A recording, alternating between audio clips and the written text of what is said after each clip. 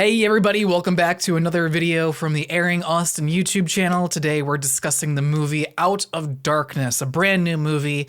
I don't think it's actually released yet, so I don't know if there's any actual release embargo. I went to go see this a part of the AMC Scream Unseen or Screen Scream or whatever it's called.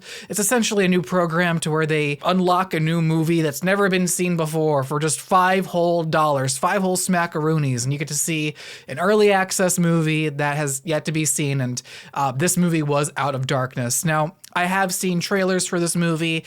None of them really stuck out to me all that well. They kind of reminded me of DiCaprio's Revenant movie. The plot takes place 45,000 years ago, Stone Age times, whereas these early humans, they are traveling to a new territory to get out of their old rugged home lifestyle. I guess something bad was happening and none of them could really survive, and so they left to explore new land, and unfortunately they come across some new territory that seems to be possessed by some sort of evil, and they get picked off one by one. And I don't endorse this movie at all. In fact, this is a pretty just terrible movie, even for a low budget standard. Otherwise, much like this review, the movie, it's very, very dark. Essentially what you're seeing in this review is what you see in the movie.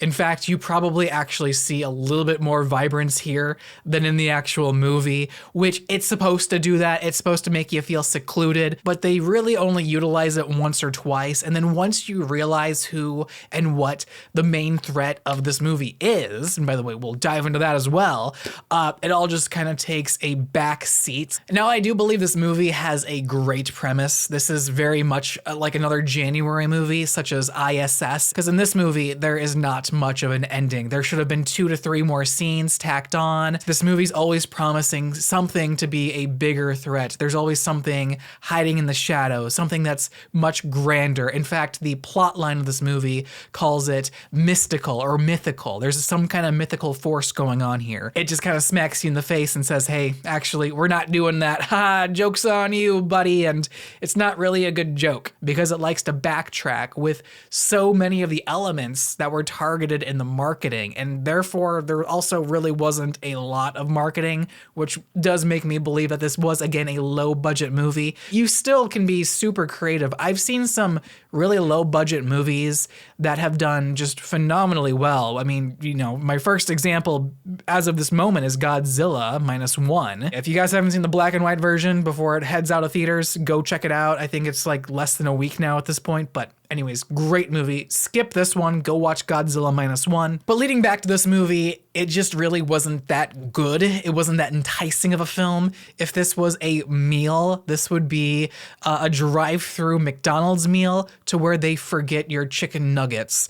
That is how you feel after leaving the movie theater. It's not good quality, and then the movie doesn't have an ending, and it's just, I'm done. Let's get out of here. In fact, there were 2 people who walked out of the theater while we were watching this. It was during a pretty gross scene, and I never saw them come back. I want to go ahead and delve more into the characters. They were all stereotypes, and I feel like each movie does begin characters with a certain stereotype. They place them under a scope, but throughout movies, they tend to evolve over time. Take, for example, Miles Morales from Across the Spider-Verse, Into the Spider-Verse. He is a dweeby, kind of shy kid, but then as he gets his Spider-Man powers, he then becomes a hero to the city. He realizes his responsibilities, and his life ultimately changes for the better, and his character just dynamically evolves. Whereas here, you have the pregnant girl, you have the mean leader, you have the victim. Beyond that, there's really not much more to these characters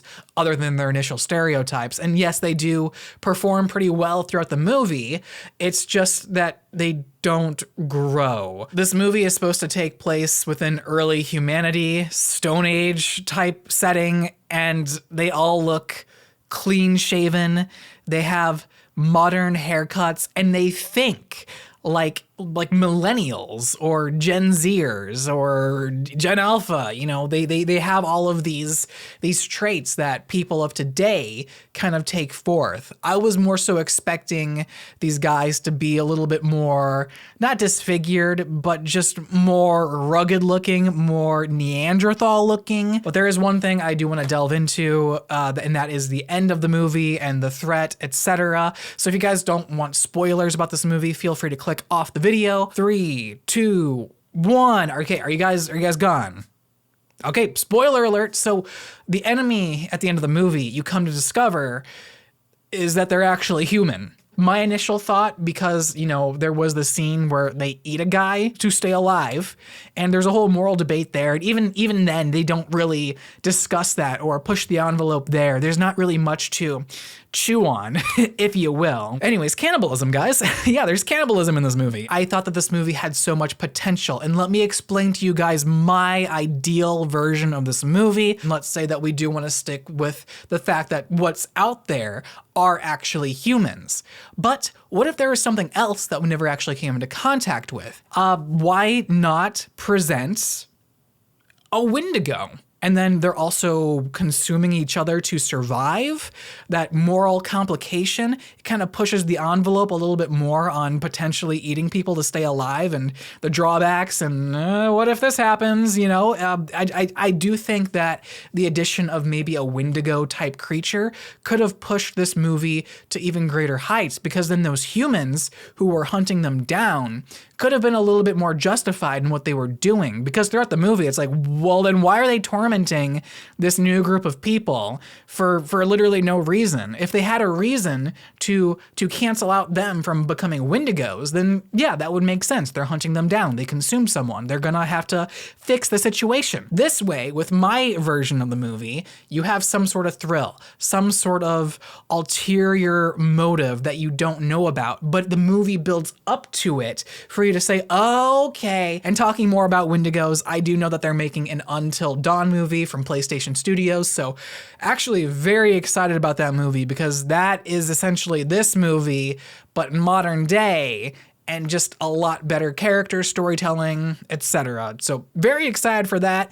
This movie, unfortunately, just kind of falls flat on its face, and I don't feel like I want to put any more time into discussing this movie. But again, let me know in the comment section how you guys feel about this movie. I didn't like it, but hey, that's just me. And also, if you guys enjoyed today's video, be sure to leave a like, as it does help out a lot, and be sure to subscribe for more movie reviews in the future. Again, I do have a birthday video coming up here on the 5th of February with a special announcement, so be on the lookout for that. If you guys watch my streams, some of you probably already know. Otherwise, be sure to click somewhere on the screen for another movie review or another video of mine. But yeah, otherwise, that's gonna go ahead and do it.